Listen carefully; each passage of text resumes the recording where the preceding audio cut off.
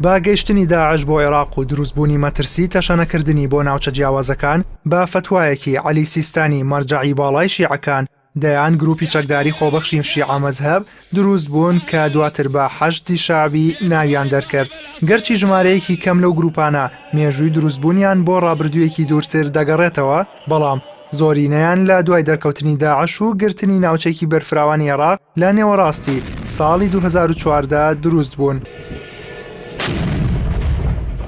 ڕۆژی 13 حوزەیرانی 2014 سێ ڕۆژ دوای گرتنی مووسڵ لەلایەن داعشەوە مەرجەعی باڵای شیعەکانی عێراق فتوای جیهادی کیفایی دەرکرد. بەمەش خانەی یەکەمینی گروپەکانی حەشدی شەعبی دروست بوون کە ئێستا ژمارەیان بە زیاتر لە 100,000 چەکدار دەخەمڵێنرێت. 2016 بۆ حەشدی شەعبی ساڵێکی جیاواز بوو. جگەلەوەی لاگرتنەوەی ناوچەیەکی بەرچاوی ژێر دەستی داعش بەشدار بوون، لە 26 تشرینی دووەمی 2016دا ئەنجومەنی نوێنەرانی عێراق بە زۆرینەی دەنگ پۆشاکێکی یاسایی بەبەری ئەو گروپانەدا کرد و لەو بەروارە بە دواوە حەشدی شەعبی وەک هێزێکی سەر بە پەیکەری سوپا مامەڵەی لەگەڵدا دەکرێت.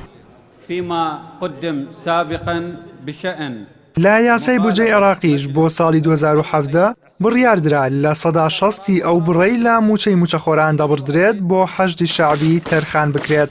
ڕێکخراوی هیومان ڕایتس وۆچ لە راپۆرتێکیدا کە لە 2016دا بڵاوی کردەوە، حەشدی شەعبی بە پێشێلکاری و تاوانی دژ بە مرۆڤایەتی بەرامبەر بە هەزاران ئاوارەی سوننە مەزهەبی هەڵاتووی ناوچەکانی ژێردەستی داعش تۆمەتبار کرد، بەڵام سەرچاوەکانی حەشد ئەو تۆمەتانە ڕەت دەکەنەوە.